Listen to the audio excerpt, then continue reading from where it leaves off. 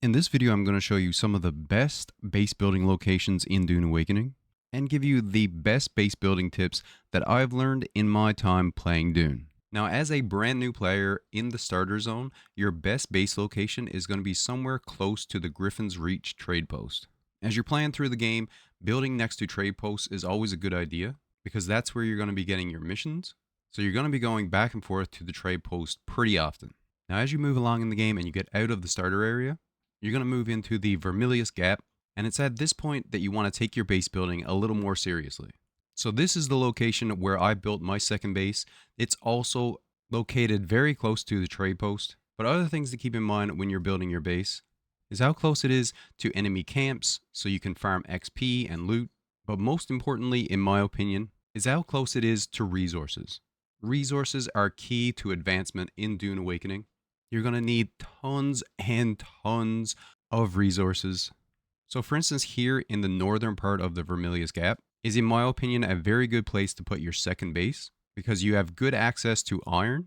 And also, once you start advancing in the game, you're going to be very close to the Rift, which is a spot where you're going to be getting carbon so you can turn your iron into steel. And you'll be able to get other very good resources in the Haga Rift.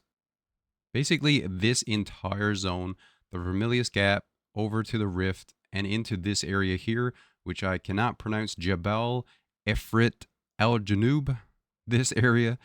These zones right here are going to be a huge chunk of your mid game. So you're going to be getting iron here in the Vermilius Gap.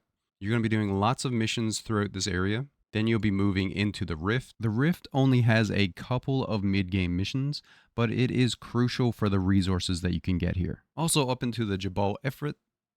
In this location, there is some very good resources here as well, and lots of good loot places. Plus, this is going to be one of the main mid-game mission areas. So having your base here in this centralized area is key to advancing quickly in Dune Awakening. This area and then the northern part of the Vermilius Gap are great spots because they're close to tons of materials that you're going to need, and also centralized for a lot of your mid-game missions. Another good thing to keep in mind when you're looking for a base building spot is how many materials are in the actual location where you're building your base. So right here we have very, very close some granite, some iron, some copper, and also a very good thing to have, especially early on when you're building your bases, is some of the flowers that you can get water from. Also, having your base in a good loot location. As you can see here, this base is next to a loot cave that's up here and a couple other outposts that I can raid for loot. Later on, building in this area right here, so very close to the Haga Rift, very close to this zone. Anywhere in here is a really nice spot because these are great loot locations around mid-game. You also have a shipwreck that's very close by and an Imperial testing station that's close by as well. So keep in mind when you're building your base, what's in the area, what kind of resources can you get there, what kind of loot can you get there. Building your base in a good location is key to advancing quickly in Dune Awakening.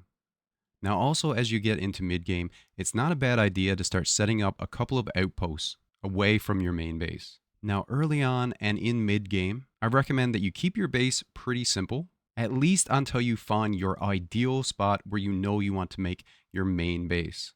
Make sure you build your base big enough that you can fit everything that you want in it. I find that a nice big square or rectangle building is very practical and is going to serve you very, very well in the mid-game.